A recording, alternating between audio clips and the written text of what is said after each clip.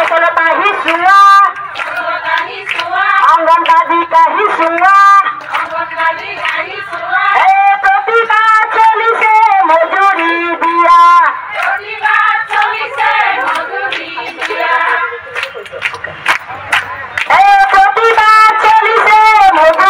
দিয়া আহা মামা আহা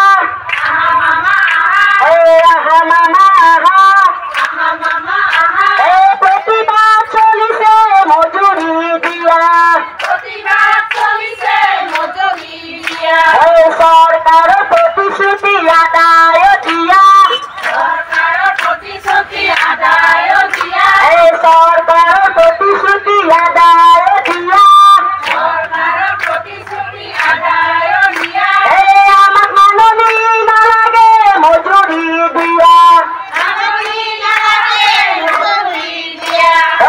আমার মাননী নালাগে মজুরি দিয়া আহা মামা আহা আহা মামা আহা আহি অঙ্গনবাড়িক সুয়া সফলতা হিসুয়া প্রতিভা চলিছে মজুরি দিয়া প্রতিভা চলিছে মজুরি দিয়া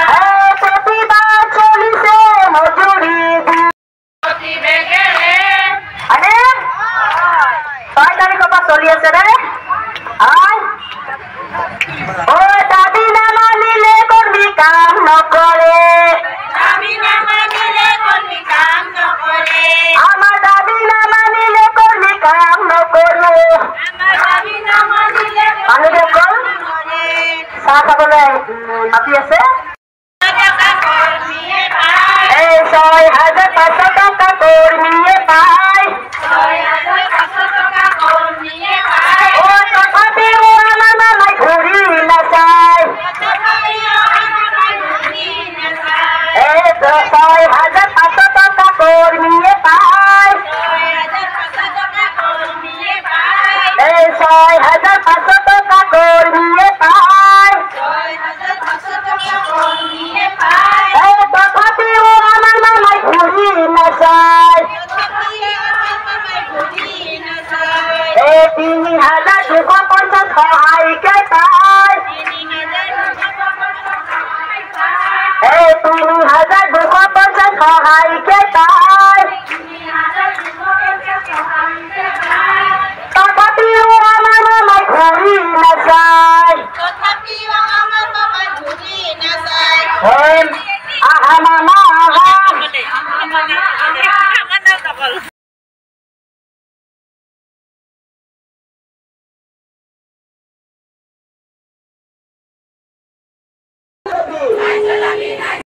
আপোনালোকৰ দাবী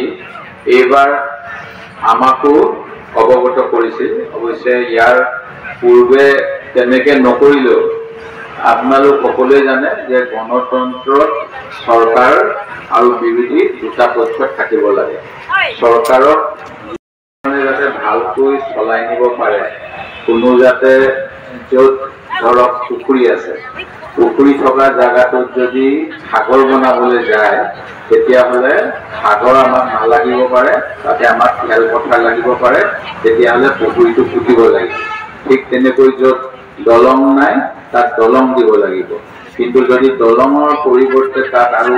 দীঘলকৈ কিবা খান্দিবলৈ যায় তেতিয়াহ'লে সেইটো চৰকাৰৰ নীতিটো ভুল হ'ব আৰু সেই ভুলবিলাকৰ বিষয়ে আলোচনা কৰিবলৈ সদনত বা বিধানসভাত আলোচনা হয় আৰু সেই আলোচনাখিনি কৰিবলৈ এটা বিৰোধী দল থাকে আৰু সেই বিৰোধী সেই পইচাখিনি ভালদৰে ব্যৱহাৰ হয় আপোনালোকৰ যিটো দায়িত্ব প্ৰথম অৱস্থাত দিছিল যিটো মহাৰাষ্ট্ৰৰ এগৰাকী মানুহৰ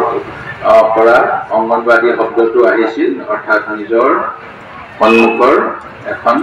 বাটিকাৰ নিচিনা আৰু তাৰ পৰা ল'ৰা ছোৱালী বুকুৰ ফুলে আছিলে এই ফুলেৰ যিটো ধাৰণাৰ পৰা ভাৰত চৰকাৰ কামৰ পৰিৱৰ্তে এতিয়া কিজানি আপোনালোকৰ হাতত পৰিছে 16-17টা কাম। তাৰ উপৰিও আপোনালোকে বিভিন্ন মেলে মিটিঙেও ভিৰ বঢ়াবলৈ যাব লাগে। এই গতিকে আপোনালোকৰ যিখিনি কাম, এই কামখিনিৰ কাৰণে এটা মাননি কেন্দ্ৰ চৰকাৰ, ৰাজ্য চৰকাৰ দুয়োপক্ষই মিলি দিয়ে আৰু ভাৰতবৰ্ষৰ কেইখনমান ৰাজ্যত এই মাননিটো বৃদ্ধি হ'ল। কৰ্ণাটক, তামিলনাডু, দিল্লী বা অন্যান্য কেৰালা এইবিলাক ৰাজ্যত। আমাৰ অসমত আপোনালোকে দাবী কৰি আছে আৰু শেহতীয়াকৈ ডিচেম্বৰ মাহত আপোনালোকৰ দাবী সঞ্চালকে ৰাজ্য চৰকাৰলৈ পঠাইছিল আৰু এই কথাখিনি মোক আমাৰ নাজিৰা ICDS প্ৰজেক্টৰ যেতিয়া ধৰ্ণা হৈ আছিল তেতিয়া তাৰ কৰ্মী আৰু সহায়িকাসকলে কৈছিল। যোৱা বোধ কৰোঁ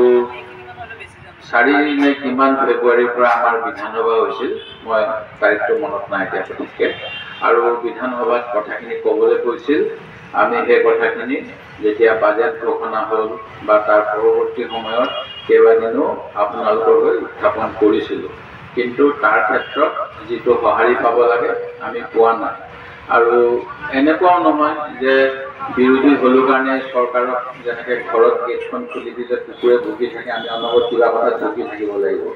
সেইকাৰণে যদি সোমাব নিদিয়ে আমি চাই যদি যাব লাগে আৰু সোমোৱাটো দৰকাৰ হ'লে সোমাবই লাগিব।